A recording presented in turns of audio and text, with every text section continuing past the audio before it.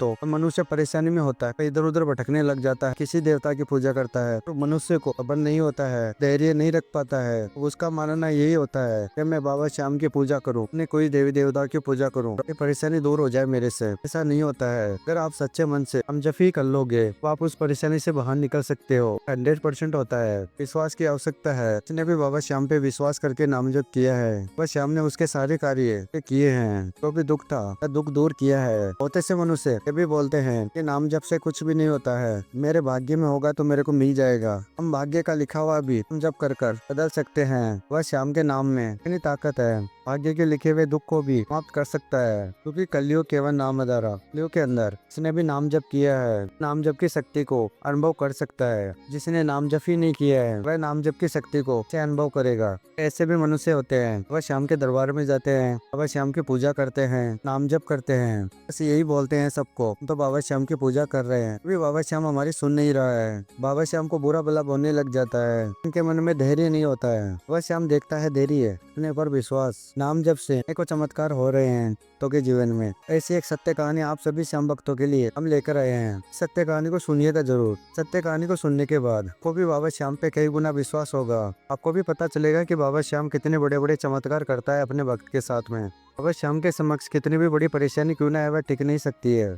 पर जिसने भी सच्चे मन से बाबा श्याम का नाम जप और पूजा की है, तब इस बाबा श्याम की कथा को अंत तक जरूर सुनिएगा। कहते हैं कि जो बाबा श्याम की कथा सुनते के ऊपर खाटू वाले की कृपा हो जाती है। और इस वीडियो में ऐसा एक उपाय है बाबा श्याम का हम करते हैं। बाबा श्याम की कृपा बहुत ही जल्दी बन जाती है अपने वक्त पर। इस वीडियो को अंत तक जरूर देखिएगा।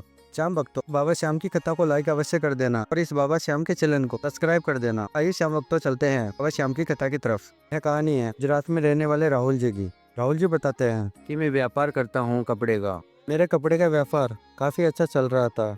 मेरे को भगवान पे यकीन भी नहीं था कि भगवान होते हैं क्या। लोग मानते थे तब मैं इनको एक ही बात बोलता था कि अंधविश्वास में जी रहे हैं, भगवान कुछ भी नहीं होते हैं। क्योंकि मेरा जीवन तो काफी अच्छा चल रहा था, इसलिए मैं भगवान को नहीं मानता था। ये बात जरूर है कि बचपन में मेरी माँ के साथ में भगवान की पूजा पाठ करता था। उससे मैं समझदार हुआ, उससे मैंने भगवान को मानना मैंने छोड़ दिया था। मेरी सोच यही थी, तो मिलता है वह हमारी किस्मत में होता है, वही हमको मिलता है, बाकी हमको नहीं मिलता है। और मैं इतना काम में व्यस्त हो गया था कि मेरे को किसी की परवाह नहीं थी। फिर एक दिन हम लोग बाहर गए थे व्यापार के सिलसिले में। जाकर एक धर्मशाला में रुके। उसके ऊपर एक व्यक्ति रुका था। उसी धर्मशाला में वह बड़ी कंपनी के मैनेजर थे जो ऊपर वाले फ्लैट में रुके थे और भगवान को मानने वाले थे। सभी भगवान की पूजा करते थे और भगवान की तरफ काफी ज्यादा आस्था थी उनकी। धार्मिक व्यक्ति थे। फिर आगे राहुल जी कहते हैं उसी रात पर जो रह रहे थे उनके रूम से आवाज आ रही थी। उस आवाज से काफी परेशान हो गया था। फिर मैं उठकर ऊपर चला गया। वहाँ पर वे रह रहे थे।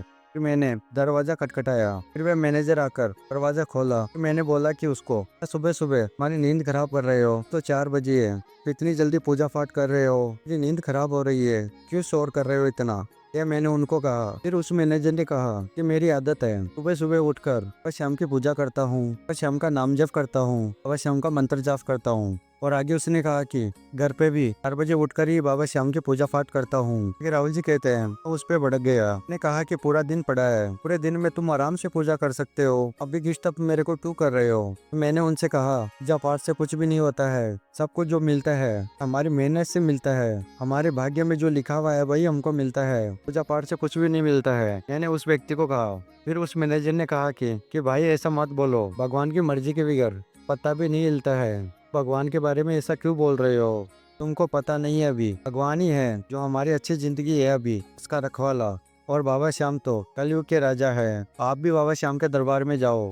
बाबा श्याम के दरबार में जाने के बाद किस्मत भी बदल जाती है। अब बाबा श्याम के दरबार में जाओ, आप मेरे को आके कहना कि बाबा श्याम के दरबार में किस्मत बदलती है या नहीं बदलती है, ऐसा मैनेजर ने मेरे को कहा। फिर आगे राहुल जी कहते हैं, ये बात सुनकर बहुत गुस्सा करने लग गया उसके ऊपर। उसको कहा कि फालतू की बकवास है, तुम चुप हो जाओ। क्या बाबा श्याम मेरे को खाना दे सकता है? कुछ भी ना करूं क्या मेरे को खाना मिलेगा? उस मैनेजर ने कहा कि बाबा श्याम को चैलेंज मत करो, बाबा श्याम पल भर में ही भक्त की जिंदगी बदल सकते हैं, रंग से राजा बना सकते हैं, आप उनको चैलेंज मत करो। बाबा श्याम की शक्ति अपरंपार है, भी भक्तों के दुख दूर कर रहा है बाबा श्याम। अब बाबा श्याम को चैलेंज मत करो, वह सब कुछ दे सकता है। बाबा श्याम में इतनी ताकत है, दुखी भक्तों के दुख को खत्म करता है, सहारा को सहारा बनता है बाबा श्याम। बांझ औरत के गोद में फल खिलाता है बाबा श्याम। आप उसको चैलेंज मत करो, श्याम सब कुछ दे सकता है। फिर आगे मैनेजर ने कहा कि हाँ मैं बोलता हूँ, तुमको सब कुछ दे सकता है। बाबा श्याम की माया अपरंपार है। आगे मैनेजर ने कहा कि तुम भी उनकी माया में इतना फंस जाओगे, तुमको भी कुछ पता नहीं चलेगा, तुम्हारे भी मुख से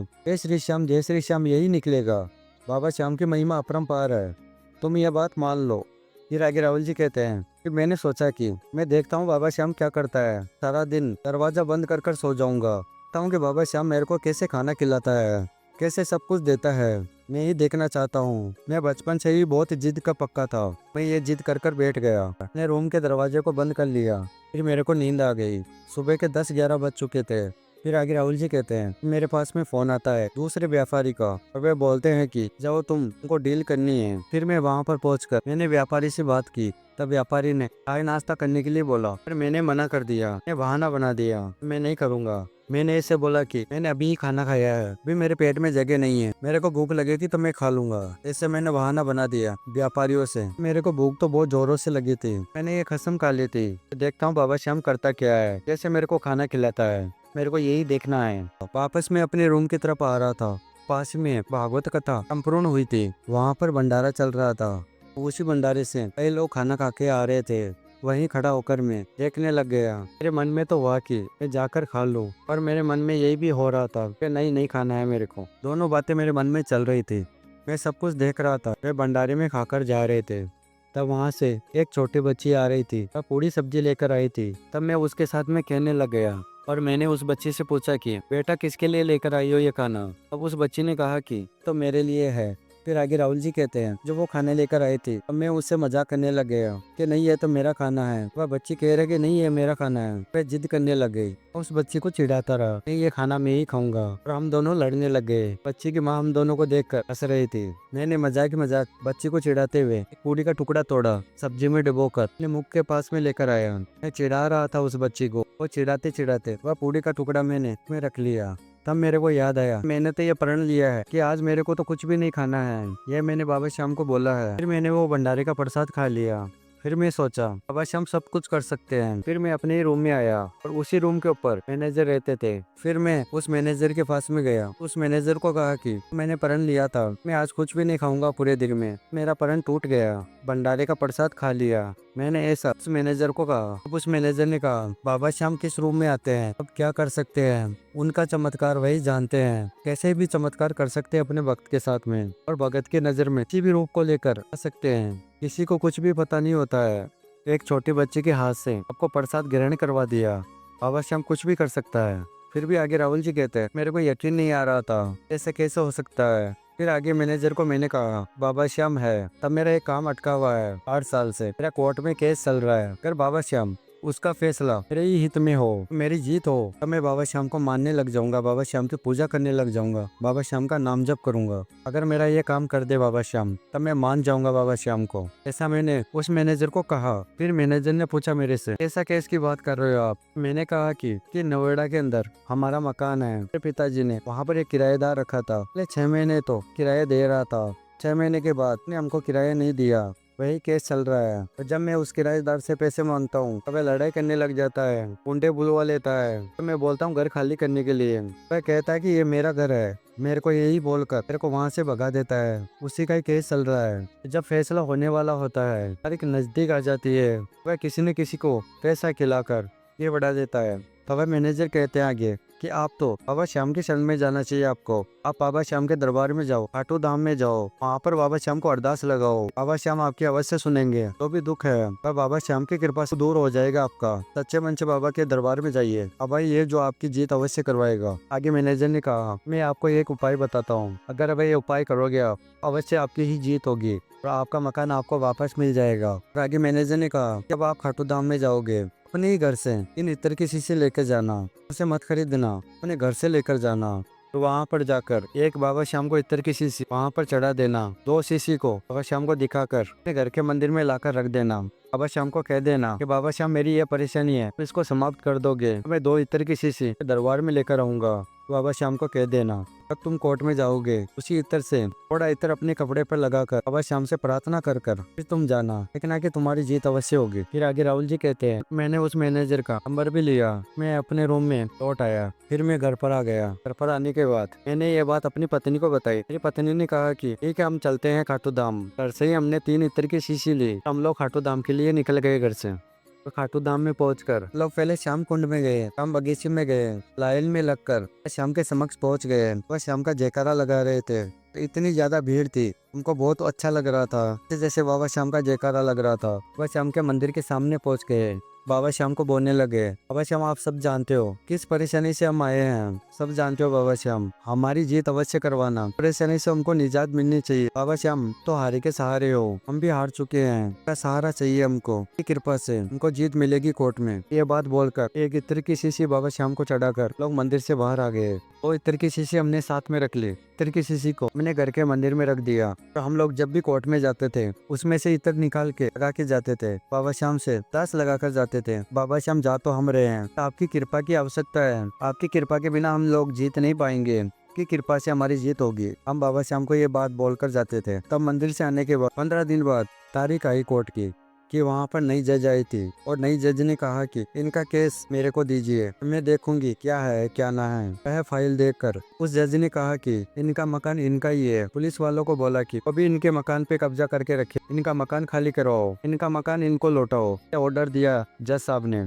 फिर आगे राहुल जी कहते हैं बाबा श्याम से बस रोज प्रार्थना करता था कि मेरी जीत हो जाए, मेरी इस परेशानी से मेरे को आजादी मिल जाए, परेशान हो चुका था। फिर 2 महीने बाद पुलिस थाने से फोन आया, बोला कि आपके जो किराएदार थे आपसे समझौता करना चाहते हैं कि हम लोग अब आगे बात ना बढ़ाएं और यहीं पर फैसला कर लें। किराएदार ने बोला और आगे उसने मेरे को पैसे दिए थे तो मैं किराया मांग रहा था और 3 महीने में मेरे को सारे पैसे दे दिए थे, मेरा मकान भी खाली कर दिया था उन लोगों ने। बाबा श्याम की कृपा से मेरी जीत हो गई है। ये मैंने कभी भी नहीं सोचा था मेरी जीत हो सकती है, पर खाटू वाले की कृपा से मेरी जीत हो गई है। सच में कहते हैं कि बाबा श्याम की शरण में चला जाता है, वक्त की हार कभी होती नहीं है, फिर वक्त की जीत ही होती है। खाटू वाले की शरण में चला जाता है, बाबा श्याम की शरण में चला जाता है। बात बिल्कुल सत्य है। मैनेजर को अपने घर पर बुलाया, उसने मेरे को बाबा श्याम का रास्ता दिखाया था और अपने घर पर बुलाकर उनको खाना खिलाया। तो इतना धन्यवाद कि आपकी ही वजह से आज मेरी जीत हुई है, मेरे को बाबा श्याम का रास्ता बताए हो, इसके लिए आपको बहुत बहुत धन्यवाद करता हूँ। बाबा श्याम को धन्यवाद करता हूँ।